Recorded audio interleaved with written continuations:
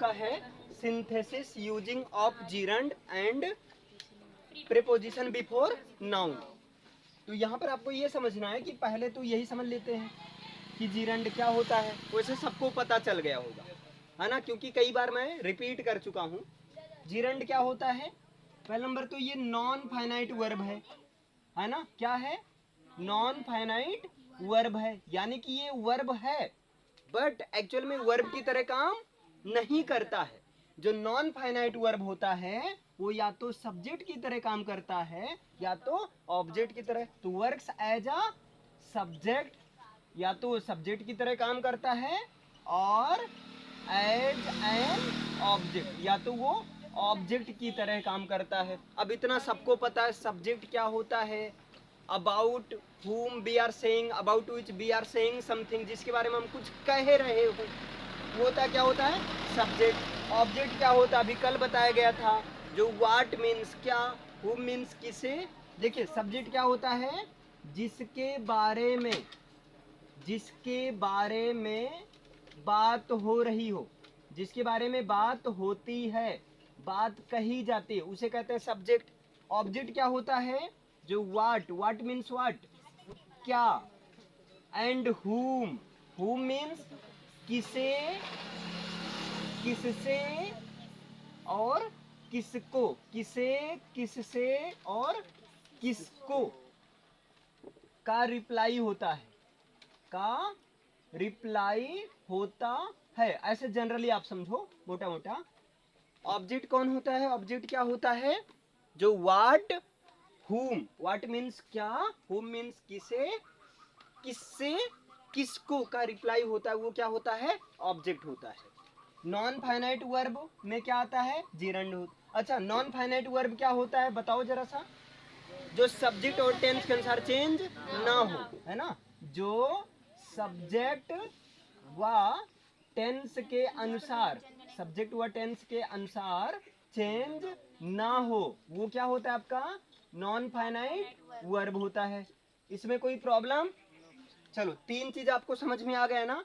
Non finite verb क्या होता है? ऐसा वर्ब जो सब्जेक्ट और टेंस के अनुसार चेंज ना हो और वर्ब की तरह काम ना करे, बल्कि किसकी तरह काम करे? या तो सब्जेक्ट की तरह या तो ऑब्जेक्ट की तरह। अब सब्जेक्ट क्या होता है? जिसके बारे में बात होती है। ऑब्जेक्ट क्या होता है? हाँ, जो व्हाट या whom का रिप्लाई होता है वो क्या होता है? ऑब्जेक्ट होता है। जैसे मैं कहूँ उसने मुझे एक पेन दिया, उसने मुझे क्या दिया? एक पेन दिया। देखो कितना अच्छा है वो, या अच्छी है वो, जो समझ लो समझ लो। उसने मुझे एक पेन दिया, समझ लो भाई जो समझना हो। तो बताओ क्या समझ रहे हो, सी की ही? सी। हाँ, मजा लो टीचर का। चलो सी मान लो, क्या दिक्कत है यार, पेन तो देना अच्छी बात है। तो सी और पास्ट इंडिफिनिट टेंस है। देखो टेंस वाला सबको काम आ रहा है कि नहीं? She gave me a pen. अब यहाँ पर ध्यान से समझो, किसके बारे में बात हो रही है? उसके बारे में बात हो रही है, मेरे बारे में नहीं हो रही, उसके बारे में बात हो रही है ना।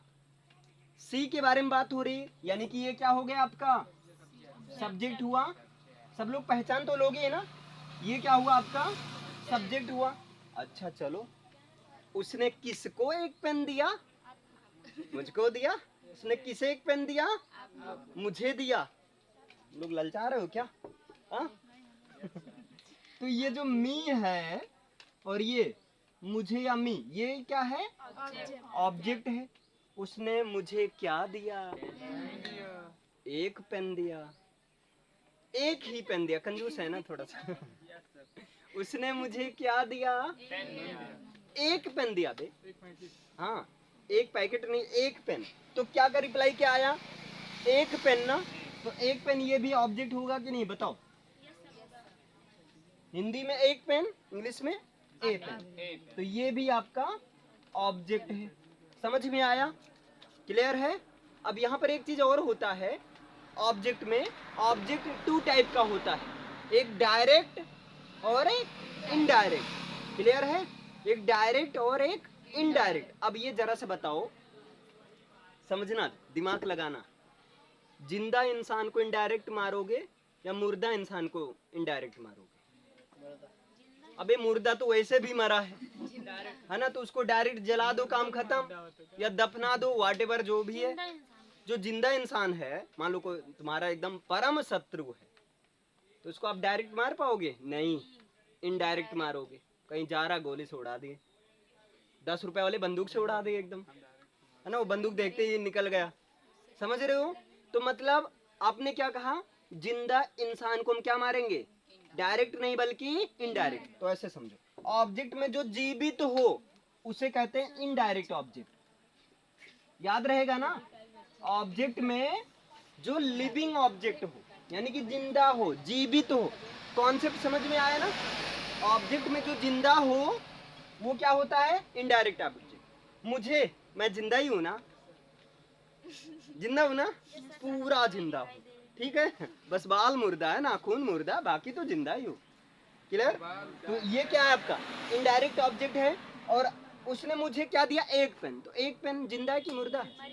मरी, मर गई, तो मरी है तो मरी, वैसे ऑलरेडी मरी है ना? तो क्या करोगे आप? डायरेक्ट ही मार दो, कोई दिक्कत नहीं, दफना दो, जो भी कर दो। क्लियर है? तो ये क्या हो जाएगा?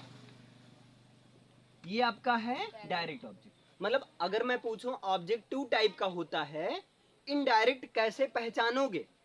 तो इनडायरेक्ट कौन होता है?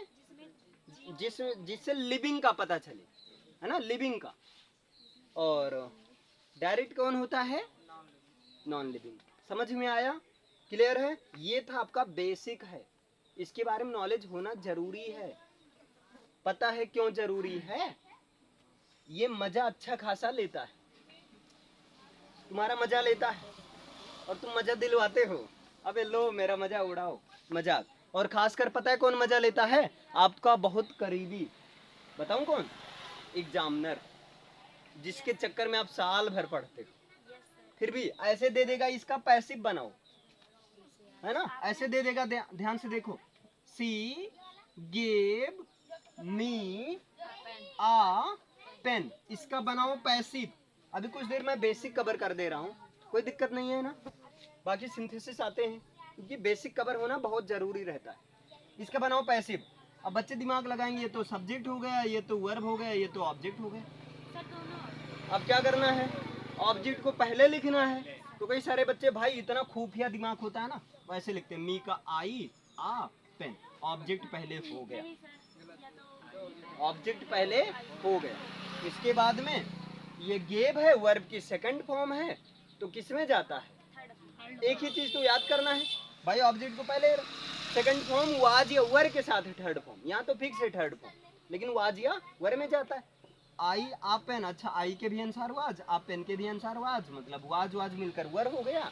नहीं, ऐसा नहीं होगा, है ना, वाज। लेकिन आपको क्या ध्यान देना, एक ही ऑब्जेक्ट को पहले लिखना है। इसका मतलब इसका पैसिव दो तरीके से बनेगा। हाँ भैया, दो तरीके से बनेगा, क्योंकि जब दो ऑब्जेक्ट है तो दो तरीके से बनेगा। अब तुम करो, अच्छा इसका मतलब अगर तीन ऑब्जेक्ट हो तो तीन तरीके से? हाँ बिल्कुल, तीन तरीके। मतलब पांच ऑब्जेक्ट हो तो पांच तरीके से? बिल्कुल, है ना, समझे इतना? ऐसे कभी कभी ऐसे गधों वाला दिमाग लगाया करो, ज्यादा दिमाग लगाने का आवश्यकता नहीं, है ना, मैथ की तरह पढ़ो, इंग्लिश इजी हो जाएगा। मैंने क्या बोला था? ये सब्जेक्ट ऑब्जेक्ट वर्ब है। दूल्हा क्या कह रहा था? सवाओ। बापू गुस्सा हो गए, उल्टा टांग दिए थे ना। उल्टा का मतलब ओ भी एस, और इसके पहले तकिया उकिया लगा दिए थे, बाई, मतलब समझ रहे हो ना, आई बाई मीन। और यहाँ फिक्स कर दिए थे थर्ड फॉर्म। इनका दोस्त हेल्पिंग वर्ब में केवल एक में ही कहानी थी ना, याद आया कुछ? तो आ जाओ फिर इनको। तो एक को, चलो अगर मैं मी को पहले लिखता हूँ तो क्या होगा? आई होगा। आई के साथ क्या लगेगा? वाज, क्योंकि वर्ब की सेकंड फॉर्म किस में जाता है? नहीं भैया, वर्ब की सेकंड फॉर्म जाता है वाज या वर के साथ वर्ब की थर्ड फॉर्म। हेल्पिंग वर्ब ही तो याद करना है, लिस्ट बनवा दी गई थी। तो क्या हो जाएगा? वाज। और गेव क्या हो जाएगा? गिवन। I was given. बचे हुए को यहीं रख दो। और यहाँ सी है तो सी का क्या हो जाएगा? By her. इतना समझ में आया? दूसरा तरीका क्या हो सकता है, हम आ पेन को पहले रखेंगे तो क्या हो जाएगा, आ पेन ये भी सिंगुलर है, वाज गिवन मी बाई हर। कितने लोग कह रहे हैं दोनों सही है, एक मिनट बताओ। हाँ हाथ ऊपर करो जरा सा। सर दोनों नहीं सही है।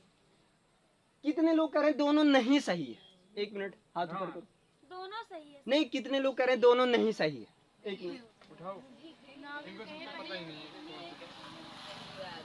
दोनों सही है। हम कह रहे हैं दोनों गलत है, दोनों गलत है। पढ़े उस तरह सही है। चलो एक हिंट दे दे रहा हूँ, इनमें से एक गलत है। एक पेन नीचे वाला क्या गलत है बताओ। गलत नहीं। मी नहीं रहेगा, अभी मुझे गायब कर दोगे, पढ़ाएगा कौन।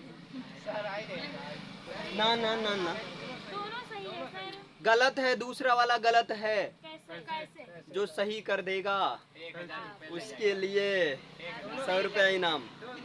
टाइम शुरू, 1 मिनट का टाइम है, 100 रुपया इनाम। 1 मिनट का टाइम है, 100 रुपया इनाम, 100 रुपया जीतो।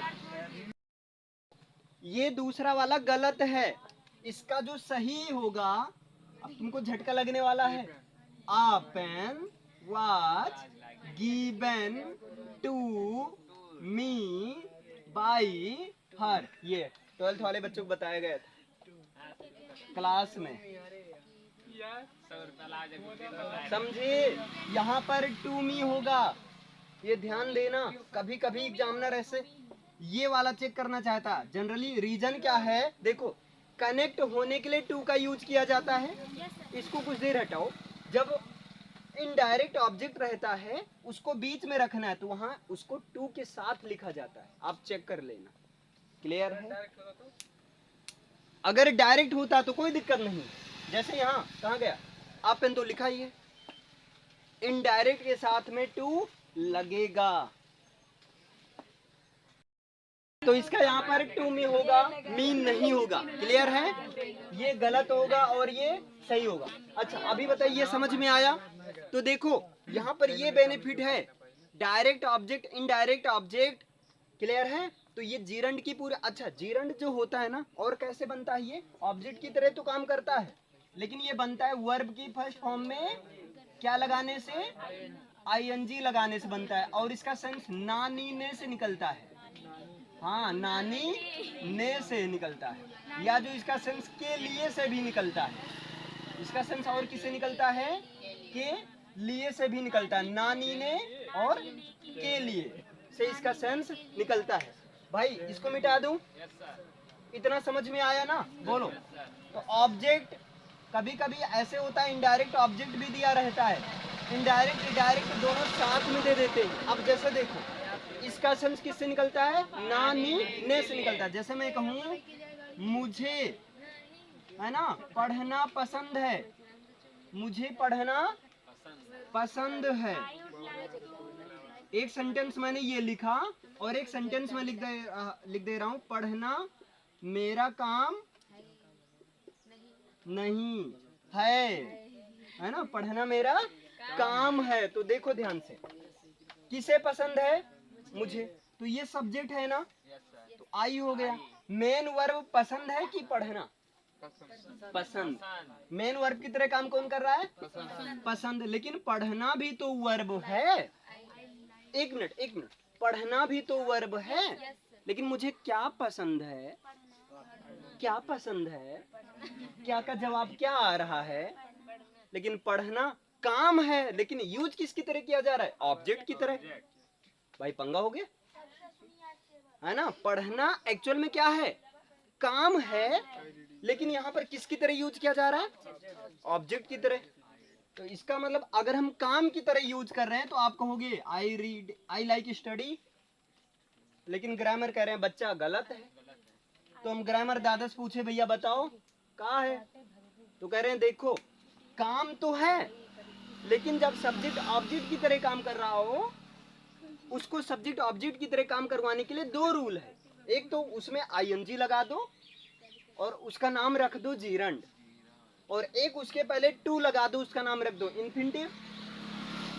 दो ही है तो हमने कहा चलो ठीक है भैया, तुम्हारी इच्छा। I like studying. अब ये जो है समझ में आया। लेकिन यहाँ पढ़ना मेरा काम है, किसके बारे में बात हो रही है? किसके बारे में बात हो रही है? पढ़ने के बारे में बात हो रही है। किसके बारे में बात हो रही है? तो पढ़ना तो काम था, लेकिन पढ़ने के बारे में बात हो रही, इसलिए यहाँ किसकी तरह काम कर रहा है? सब्जेक्ट। क्योंकि सब्जेक्ट क्या होता है? जिसके बारे में बात हो। तो भाई यहाँ देखो ऑब्जेक्ट की तरह काम कर रहा है, यहाँ पर सब्जेक्ट की तरह बहुरूपिया है ना। और है एक्चुअल में क्या? वर्ब है, लेकिन वर्ब की तरह काम कर ही नहीं रहा है। अपने घर में रहता ही नहीं, दूसरे घर में रहता है। ये क्लियर है? तो यहाँ भी है। अब देखो वर्ब काम कर रहा है ऑब्जेक्ट की तरह या सब्जेक्ट की तरह। जब काम करे तो तरीका क्या? एक तरीका तो ये है, उसमें क्या लगा दो? आईएनजी। स्टार ना लगाओ भैया, उसमें क्या लगा दो? फर्स्ट फॉर्म में आईएनजी लगा दो। क्लियर है? या जो है एक तरीका इसके पहले मैंने बताया था, फर्स्ट फॉर्म के पहले टू लगा दो इन्फिनिटिव। तो क्या हो जाएगा इसका? बोलो। स्टडिंग या reading is my duty. Is my duty. समझ में आया? क्लियर है? ये है आपका। तो अब ये समझ में आया, जो जीरंड होता है किसकी तरह काम करता है? सब्जेक्ट और ऑब्जेक्ट कैसे काम करता है आपने देखा। एक्चुअल में जीरंड क्या होता है? वर्ब ही होता है। एक्चुअल में जीरंड क्या है? वर्ब है, लेकिन उसको सब्जेक्ट की तरह यूज या ऑब्जेक्ट की तरह यूज किया जाता है। क्लियर है? इतना समझ में आया? ये है आपका जीरंड का कॉन्सेप्ट पूरा। एक बार रिपीट करते हैं, ध्यान से देखना। देखो जीरंड क्या होता है? नॉन फाइनाइट वर्ब होता है। नॉन फाइनाइट वर्ब का मतलब वर्ब है, लेकिन सब्जेक्ट या टेंस के अनुसार चेंज नहीं होता है। क्लियर है? मतलब वर्ब की तरह काम नहीं करता, सीधा ये याद रखो। वर्ब तो है, लेकिन एक्चुअल में वर्ब की तरह काम नहीं करता है। या तो ऑब्जेक्ट की तरह काम करेगा या तो सब्जेक्ट की तरह काम करेगा। मतलब लड़का बिगड़ गया है। ठीक है? समझे? ये हो गया आपका। Works as an object, sorry subject. Subject का मतलब क्या होता है? जिसके बारे में बात होती है। जैसे देखो मुझे पढ़ना पसंद है, तो बात किसके बारे में हो रही है? मेरे। यानी कि मुझे यहाँ पर क्या सब्जेक्ट है? आई लिखा गया। लेकिन यहाँ पढ़ना मेरा काम है, अब बात किसके बारे में हो रही है?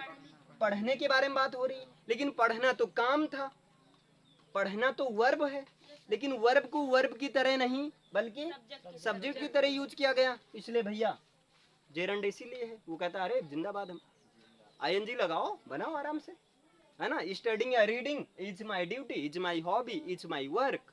क्लियर है? ये चीज आपका हो गया। अच्छा ऑब्जेक्ट क्या होता है? जो व्हाट मीन्स क्या, हु मीन्स किसे, किससे, किसको, है ना। क्या, किसे, किससे, किसको का जो रिप्लाई होता है वो ऑब्जेक्ट होता है। जैसे अभी देखो उसने मुझे क्या दिया था, बताओ जरा सा। हाँ देखो एक पेन दिया था, कंजूस है ना थोड़ा सा। देखो उसने मुझे एक पेन दिया, उसने किसे एक पेन दिया? तो मुझे ऑब्जेक्ट है ना। उसने मुझे क्या दिया? एक पेन। तो एक पेन भी तो ऑब्जेक्ट है। समझ में आया? चलो ये हो गया। अरे है तो भाई, सोचे गायब हो गया। तो देखिए सी गेव मी आ पेन। तो ये देखो मी किसी का रिप्लाई है। मी क्या है? किसी का रिप्लाई है। तो ये क्या हुआ? आपका ऑब्जेक्ट है। क्लियर है? और आपेन ये किसका रिप्लाई है? किसको का रिप्लाई है। तो हमने यही तो बताया, क्या, किसे, किससे, किसको का जो रिप्लाई हो वही क्या होता है? आपका ऑब्जेक्ट होता है। सॉरी ये क्या का रिप्लाई है? जो ऑब्जेक्ट जिंदा हो तो जिंदा आदमी को डायरेक्ट नहीं मार सकते हो, इनडायरेक्ट मारोगे। तो जो ऑब्जेक्ट जिंदा हो उसे इनडायरेक्ट ऑब्जेक्ट कहते हैं। और मरे हुए को क्या मारना? उसे दफना दो, जला दो, डायरेक्ट जाओ, है ना। रख कर पैसा क्यों बर्बाद करो। तो जो मुर्दा हो वो क्या होता है? डायरेक्ट ऑब्जेक्ट होता है। समझ में आया इतना? अच्छा जीरंड जो होता है वर्ब की फर्स्ट फॉर्म में क्या लगाकर बनता है? आईएनजी। सेंस कैसे निकलता है? नानी ने का या के लिए का सेंस निकलता है। जैसे मुझे पढ़ना पसंद है, तो यहाँ पर पढ़ना किसकी तरह काम कर रहा है? ऑब्जेक्ट की तरह। तो जीरंड की हेल्प से मैंने बनाया। लेकिन पढ़ना मेरा काम है, यहाँ पढ़ना किसकी तरह काम कर रहा है? सब्जेक्ट की तरह। तो चाहे सब्जेक्ट की तरह काम करे चाहे ऑब्जेक्ट की तरह काम करे, वर्ब को अगर वर्ब की तरह काम ना करे तो काम करने का तरीका, काम करवाने का तरीका क्या है? आईएनजी लगाओ। इसके पहले रूल था उसके पहले टू लगा दो, इन्फिनिटिव बना दो, लेकिन आज केवल जेरंड की बात करेंगे। समझ में आया? बेसिक सबको क्लियर है भाई? अच्छे से क्लियर हो गया? इसे लिख लीजिए पहले, स्पीड में इसे लिख लो। अब यहाँ पर आपका नेक्स्ट है, देखिए प्रेपोजिशन बिफोर नाउन। देखिए प्रेपोजिशन होता क्या है, तो पहले इसे थोड़ा सा समझते हैं। प्रीपोजिशन, तो इसको ऐसे जब इनको ब्रेक करेंगे ना तो क्या मिलेगा? Pre position, pre plus position, है ना? पोजीशन का मतलब एक तरह से प्लेस, लोकेशन, है ना? पोजीशन का मतलब एक तरह से होता है स्थिति, या जो है आप सीधे याद रखो प्लेस, लोकेशन। और प्री मीन्स पहले, प्री मीन्स पहले। तो प्रीपोजिशन क्या है? प्रीपोजिशन जो होता है, आ वर्ड ऐसा शब्द होता है दैट इज यूज्ड, जो यूज किया जाता है। भाई नाम से क्लियर है, प्रीपोजिशन मतलब इसकी पोजीशन जो है पहले होगी, किसी के तो पहले होगी ही। देखते हैं किसके पहले है। तो that is used before a noun और प्रोनाउन, जो किसी नाउन या प्रोनाउन के पहले यूज किया जाता है। अब ये बताओ, ध्यान से समझना, थोड़ा इसको कहानी से बताते हैं। ऐसे समझो जैसे मान लो आप लोग बापू बन गए फ्यूचर के, समझ रहे हो? फ्यूचर के बापू तो हो ही, अभी नहीं हो लेकिन फ्यूचर मान लो। तो आपके प्री में, है ना, अगर कोई पोजीशन एक स्थिति आ जाएगी, मतलब कोई प्री में आगे पीछे घूमता है मान लो, ठीक है, तो क्या होगा? वो किसके बारे में बताएगा? आपके बारे में बताएगा दूसरे से, या दूसरे के बारे में बताएगा? मतलब इसको ऐसे समझो यार, मान लो मैं बहुत अमीर हो गया, एकदम नेक्स्ट लेवल वाला अमीरी, मतलब अमीरीपन देखो बातों से झलक रही है, देख रहे हो ना? तो मान लो बहुत अमीर हो गया, आप लोग मेरे आसपास घूम रहे हो, मान लो मैं तुमको रोज समोसा खिला रहा हूँ, ठीक है, तो तुम किसका बखान करोगे? मेरा करेंगे ना भाई, मैं खिला रहा हूँ तो मेरा करोगे। तो सिंपल से यहाँ भी यही समझो, a word that is used before a noun, आप समझ लो वर्ड हो और मैं समझ लेता हूँ नाउन या प्रोनाउन। उसे नाउन तो हुई, क्लियर है? आई मीन नाम है ना, अब गांव वाला नहीं, क्लियर है? तो मेरे पहले यूज हुआ, अब क्या करोगे? आप मेरे बारे में किसी दूसरे नाउन या प्रोनाउन से बताओगे। तो बस एंड टेल्स, और वो बताता हो, एंड टेल्स या एंड दैट टेल्स, और जो बताता हो। क्या बताता हो? द रिलेशन, यानी कि संबंध, द रिलेशन, संबंध ऑफ दैट नाउन और प्रोनाउन, मतलब उस नाउन या प्रोनाउन का रिलेशन बताता हो। डेट का मतलब समझ रहे हो? जिसके पहले यूज हुआ हो। किससे बताता हो? टू एनदर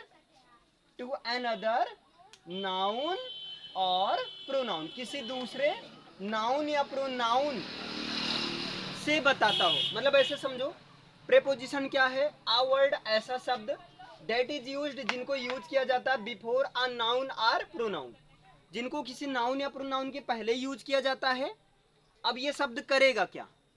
जिसके पहले यूज होगा उसका रिलेशन, उसका संबंध, ठीक है, किससे है, क्या नहीं, जाकर किसी दूसरे नाउन या प्रोनाउन से बताएगा। ये जो है देखे थे, उनसे बात कर रहे थे, उनके घर गए थे, ये वो बापू से जा, मतलब ऐसा कुछ भी हो सकता है, अभी करते हैं, ठीक है। आगे डेट और जो का मतलब समझ रहे हैं, वही शब्द टेल्स, बताता हो, the relation of that noun और प्रोनाउन, उस नाउन या प्रोनाउन का रिलेशन बताता हो टू अनदर नाउन और प्रोनाउन से, उसी को क्या कहते हैं? इज कॉल्ड, उसी को कहा जाता है प्रीपोजिशन, इज कॉल्ड प्रीपोजिशन, उसको क्या कहते हैं? प्रीपोजिशन कहते हैं। कैसे? देखो ध्यान से, जैसे मैं कहूँ बुक, है ना, ठीक है, या मान लो मैं कह देता हूँ my pen, clear? My pen, ये देखो my pen is on the table, मेरी पेन मेज पर है। इसका मतलब क्या हुआ? मेरी पेन मेज पर है। तो मेरी पेन, मेरी वाली कि तेरी वाली? मेरी वाली, है ना। पेन किसकी? मेरी वाली। तो मेरी पेन कहाँ है? तो देखो मेज पर है, किसने बताया? ऑन ने बताया। ऑन को हटा दो। माई पेन इज द टेबल, मेरी पेन मेज है। अब ये तो पंगा हो गया। मेरी पेन मेज है। पेन थोड़ी मेज है भाई, मेरी पेन मेज पर है। मेज, ये ऑन क्या कह रही है? देखो ऑन हो गया ऐसा वर्ड जो किसी नाउन या प्रोनाउन के पहले यूज होगा। तो देखिए टेबल एक नाउन है ना, कॉमन नाउन है, इसके पहले यूज हुआ है। और टेबल क्या कह रही? टेबल क्या कह रही है कि भाई पेन टेबल नहीं है, बल्कि पेन मेरे ऊपर है, पेन टेबल पर है ना। तो ऑन क्या बता रहा है कि इस टेबल का संबंध पेन से है और इस पेन का रिलेशन टेबल से। कैसे है? टेबल के ऊपर पेन है, पेन के नीचे टेबल है। मतलब चाहे उल्टा बोलो चाहे सीधा बोलो, है ना। चाहे मैं कहूँ टेबल के ऊपर मेरी पेन है, या मैं कहूँ मेरी टेबल के ऊपर मेरी पेन है, या जैसे मैं कहूँ मेरी पेन के नीचे टेबल है। भाई मेरी पेन के नीचे टेबल है, देखो यही तो आ रहा है ना। समझ में आया? तो ऑन ने क्या किया? ऑन ने समझौता करा दिया। अगर ऑन नहीं होता तो भाई लोग टेबल के जगह पेन को उठा कर ले जाते। अबे चल, पेन ही तो टेबल है ना। समझ में आया? इतना क्लियर है? तो ये ऑन क्या हो गया आपका? प्रेपोजिशन। समझ में आया? और एक एग्जांपल दिया जाए भाई। एक जैसे देखो एकेडमिक लेवल में ये प्रॉब्लम होती है, नाउन प्रोनाउन वर्ब, ये जो 8 पार्ट्स ऑफ स्पीच है, इसमें प्रेपोजिशन वाली डिफिनेशन याद नहीं होती, समझ ही नहीं आती। तो देखो एक सेक्शन ये बनाओ, ऐसा word, a word that is used before a noun or pronoun. ये क्या बनाओ? ऐसा वर्ड जो किसी नाउन या प्रोनाउन के पहले यूज होता है। अब जब यूज होगा तो कुछ ना कुछ कलाकारी भी करेगा भाई, कुछ तो करेगा ही। तो क्या करता है? That tells the relation of that noun or pronoun, जो उस नाउन या प्रोनाउन का रिलेशन बताती है to another noun or pronoun, किसी दूसरे नाउन या प्रोनाउन के। जैसे देखो टेबल के पहले यूज हुआ ऑन, और ऑन बता रहा है कि भाई टेबल के ऊपर मेरी वाली पेन, माई पेन, है ना। जैसे मैं एक और एग्जांपल देता हूँ सिंपली। जैसे मैं कहूँ यहाँ ऑन हो गया आपका प्रीपोजिशन। जैसे मैं कहूँ I live in India, I live in India, तो मैं इंडिया में रहता हूं। तो देखो मैं भारत में रहता हूं। अभी ध्यान से देखो, आई अलग है, इंडिया अलग है ना भाई। आई प्रोनाउन है, मैं और इंडिया नाउन है, प्रॉपर नाउन है, ये दोनों अलग है ना। कुछ देर इनको हटा दो, मैं भारत रहता हूं, मतलब मैं, मेरा नाम भारत, रहता हूं। तो मैं भारत नहीं हूं ना, मैं और भारत अलग हूं ना। ये कौन अच्छे से क्लियर करेगा? कौन बताएगा? इन बताएगा। समझ में आया? क्लियर है? तो इन किसकी तरह काम कर रहा है यहाँ पर? प्रीपोजिशन की तरह।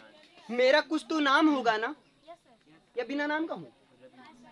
मेरा नाम रवि है ना। देखो कुछ लोग को पता है सबको पता है, या किसी का कोई भी रहेगा, कुछ तो नाम होगा। नाम की जगह आया है। देखो ग्रामर दादा इतनी इज्जत कर रहे हैं, नाम नहीं ले रहे हैं मेरा, बहुत बड़े सौभाग्य की बात है जब नाम की जगह किसी शब्द का प्रयोग किया जाए। जैसे क्या होता है शादी के बाद, सुनो जी, नाम नहीं तो सुनो जी, सुन रे गरा, हेलो जी, हाँ जी, हाँ रे गरा, इस तरह से थोड़ा ऐसे, मतलब जस्ट मजाक के सेंस में ऐसे थोड़ा निकालो ना। शादी के 1-2 साल बाद क्या होता है, सुनो जी, वहाँ वो प्यार वाला नहीं रहता सुनो जी, ये रहता सुनो, सुन रे गधा इधर आ, मतलब सब्जी लाना है। चलो खैर ऐसा नहीं है, सॉरी यार मजाक किया हूँ मैंने। क्लियर है? आने पता चले। सर ये क्या हो गया आपका? आई प्रोनाउन हो गया। मैं कौन सा काम कर रहा हूँ? रहने का काम कर रहा हूँ ना। ये आपका वर्ब हो गया, है ना। इंडिया नाम है ना, ये नाउन हो गया। देखो यहाँ पर ये क्या है? प्रोनाउन है, ये वर्ब है, ये आपका प्रीपोजिशन है, ये आपका क्या है? नाउन। तो कोई सेंटेंस 8 पार्ट्स ऑफ स्पीच में से ही बनेगा। क्लियर है? चलो अभी समझ में आया? अभी तो कह रहे हमने दो चीज कवर किया। अच्छा जीरंड किसकी तरह काम करेगा, नाउन की तरह की प्रोनाउन की तरह? नहीं, जीरंड किसकी तरह काम करेगा? नाउन की तरह, याद रखना है ना। जीरंड जो होता है नाउन की तरह काम करता है, क्योंकि नाउन ही है जो या तो सब्जेक्ट की तरह काम करेगा या तो ऑब्जेक्ट की तरह काम करे। वो बात अलग है कि वर्ब जो है दो केस में नाउन सब्जेक्ट ऑब्जेक्ट की तरह काम करने लगता है, वो केस पता है, एक तो जीरंड और एक इन्फिनिटिव। बाकी जनरली नाउन ही या तो नाउन या तो प्रोनाउन, यही दो या तो सब्जेक्ट या तो ऑब्जेक्ट की तरह काम करते हैं। अच्छा अभी समझ में आया प्रीपोजिशन की पूरी कहानी, या एग्जांपल और देने की आवश्यकता है? देखो प्रीपोजिशन, प्रीपोजिशन मतलब ऐसा वर्ड जिनकी पोजीशन प्री में होगी, पहले होगी। किनके पहले होगी? नाउन या प्रोनाउन। भाई दुनिया में सब नाउन है, तुम भी नाउन हो, ये भी नाउन है, ये भी नाउन है, सब नाउन है, मैं भी नाउन हूँ, है ना, सब लोग नाउन है। नाउन क्या है? नाउन क्या है? Noun is the wife of नोआ। अरे नहीं नहीं, नहीं। नाउन क्या है? नाउन क्या है? Noun is the name of person, place और थिंग। अब बताओ दुनिया में क्या है? भाई सारे पर्सन किस में गए? एक मिनट, सारे पर्सन किस में गए? लिविंग में। सारे प्लेस किस में, सारी थिंग्स किस में गई? नॉन लिविंग में। और सब किसी ना किसी प्लेस में ही रहेंगे। तो दुनिया में दो ही चीज तो है, लिविंग नॉन लिविंग। तो दुनिया की सारी चीज नाउन। आज जाओ घर पर, मम्मी तुम नाउन हो, ग्रामर चेक कर लो, है ना। पिटने के पहले बता दो मम्मी, वो मतलब नाउन का मतलब होता है किसी का भी नेम, वो सब नाउन होता है, सब लोग नाउन। एक ग्रामर की भाषा में है, गांव वाली भाषा में नहीं पिट जाओगे। चलो अभी समझ में आया? क्लियर है? चलो लिखिए।